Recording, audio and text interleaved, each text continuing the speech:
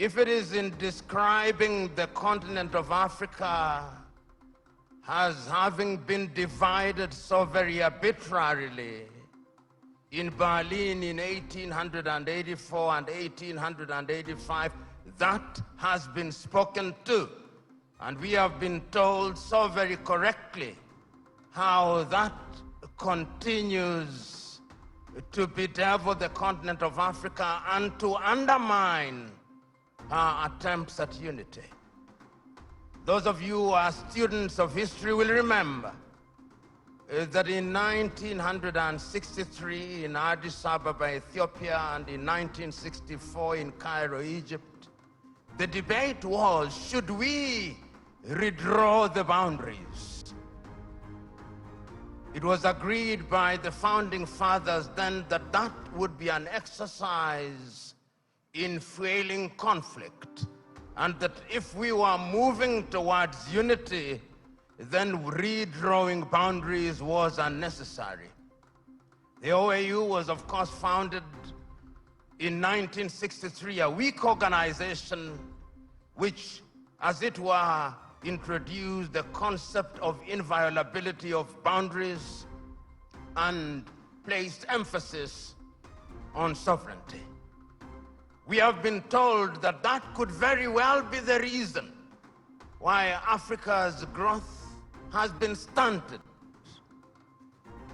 There are those, and the SMO has told us so very effectively, that upon consultation with the gods, he has been told very useful things, and the gods are right in the revelation that they have made.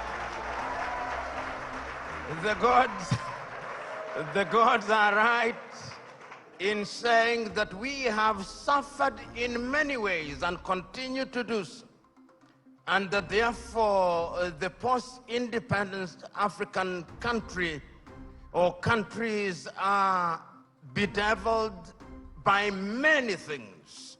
That could be a reason. It has also been said that part of the reason why we have not realized our potential is because we make the wrong choices. And that could very well be true. And my brother, who spoke about choices so very well, told us that it all rests on the choices that you make. And you who are Christians will remember that at critical moments, even in the Christian tradition, it has always been a question of choices. If you read the book of 1 Kings at chapter 18, when there is conflict in that little place called Israel, Elijah summons them and says, choose you now. If Baal is God, bring the 450 disciples of Baal and the 400 of Asherah who dine with Jezebel. And if God is God, let him be worshipped. If Baal is Baal, let him be worshipped. Perhaps that is the reason why we are where we are. We never make the right choices. We choose Baal when we should be choosing God. There are those who have said possibly, and you see this choice if you read the book of Joshua chapter 24, when he calls the Israelites and tells them, choose you now. Do you want to worship the gods whom your ancestors worshipped before they crossed the river, or the gods of the Amorites in whose land you dwell?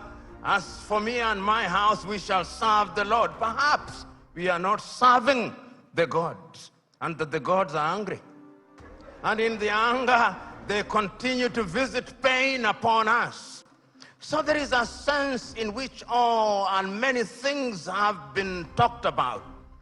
But Africa sometimes judges ourselves very harshly and with a jaundiced sense of history. The post-colonial African state, the oldest post-colonial African state, is Ghana, 66 years only. Nigeria, 63 years only. And we often forget these very important and immortal words of John Henry Clark when he said that all African countries, upon regaining independence, started to conduct their affairs on the basis of systems of governments that were borrowed from Europe, and that none of them will ever succeed on the basis of borrowed systems. And as if he were a Jewish prophet, he is being proven right on a daily basis.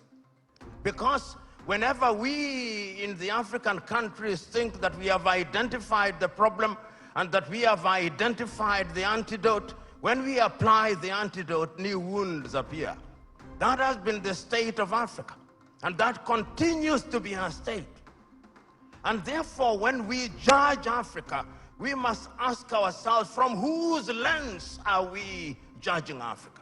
When in 1965, the Osagyefo Kwame Nkrumah wrote the book, Neocolonialism, the Last Stage of Imperialism, and the Most Dangerous, he was right, and he was overthrown for it, because the colonizer left but never left.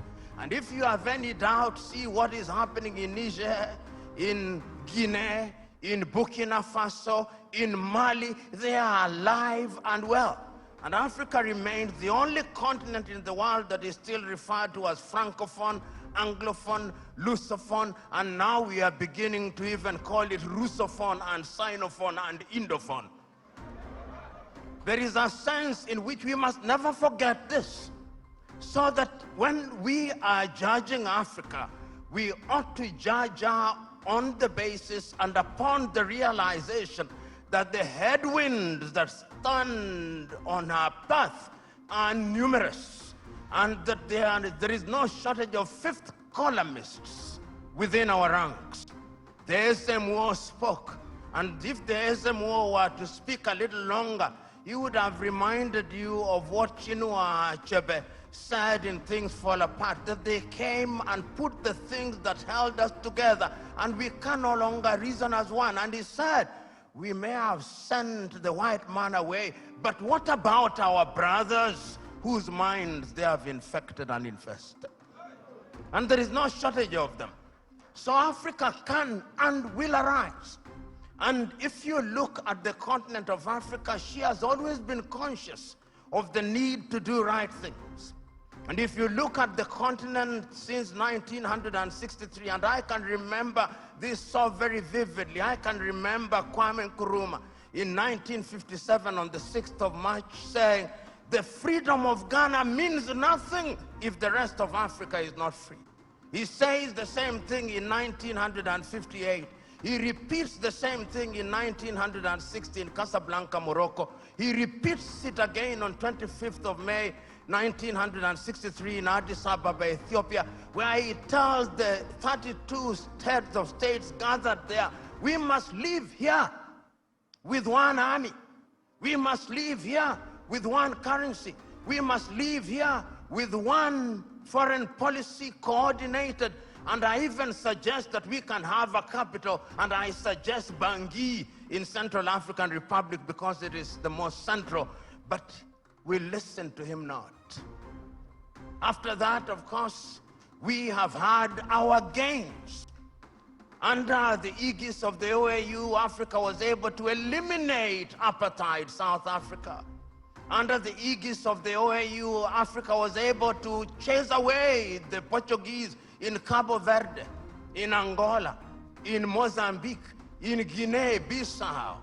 Under the aegis of the OAU, Africa was able to chase away the apartheid regime in what is now Namibia and the Ian Smith regime in what is now Zimbabwe. Let us not judge ourselves too harshly.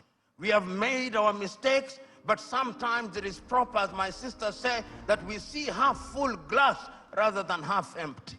We must not debilitate ourselves by constantly bashing ourselves and looking at Africa from jaundiced eyes from Europe and America. And I'm suggesting to you, we have and will continue to make our mistakes. Look at Africa and the decision that she has made for herself over the years. As early as 1980, Africans sitting here in Lagos, Nigeria, came up with the Lagos Plan of Action. And the Lagos Plan of Action told Africa, in order for Africa to realize our potential, we must trade amongst ourselves. But the neo-colonizer was not resting. A little earlier, 5 years earlier, the neo-colonizers had sat down in Lomé, in Togo, not too far from here, and came up with an agreement of African and European and Pacific countries. And when that did not work, they sat again in Cotonou here in Benin and came up with the Cotonou Agreement. They are never resting. We must never forget that. The neo-colonialists are alive and well, and is always trying to frustrate what we do, because Africa is their hunting ground. And we did not stop there. When we are doing things, you tell me what Africa has not tried to do. In terms of the airspace, we agreed in Yamoussoukro, in La Côte d'Ivoire, that we will open our airspaces in 1988. We sat in Abuja here in Nigeria in 2001 and said we were going to spend not less than 15% of our budget in the health sector. We sat in Malabo, Equatorial Guinea in 2014 and said we were going to focus on agriculture. We sat down in Maputo in 2013 and said we were going to ensure that our women were mainstreamed in the activities of Africa. We sat down in Abuja in 2014 and said we were going to have free movement of people, and once again sat down in Kigali, Rwanda 2018 and said we were going to eliminate visas. We sat down in Abuja and said that we were going to silence the guns in 2013. We did not. And we sat down in 2020 and said we were going to silence them. And now the guns are alive and well. And who are supplying us with the weapons? It is not us. It is others. Should we blame them? Yes, we should. Should we blame ourselves? Yes, we should. So Africa has always been a battleground. And the rhetoric that we see and the manner in which we ourselves are educated. My sister talked about education. But really, what are we teaching ourselves? It is fella Nicolas Pokuti said, "Teacher, don't teach me nonsense."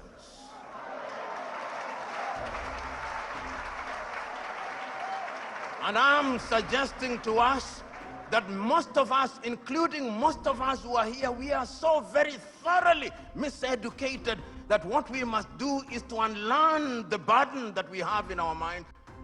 Those of us who are lawyers, when do we feel happiest? When we cite an English authority to determine a land case in Abeokuta. When we talk about the reasonable man, we don't talk about the reasonable man in a keke, in a papa. We talk about the reasonable man being the man in the Clapham omnibus in London, England. That is how miseducated we are. And until we are re-educated, we who are present here are part of the danger to Africa.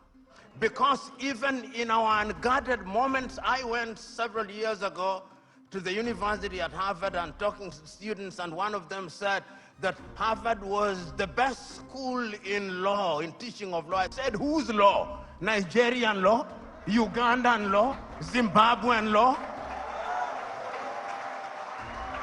They can only be best in teaching their law, not ours. And I've seen we who are in this space of education, somebody spends 6 years at Unilag.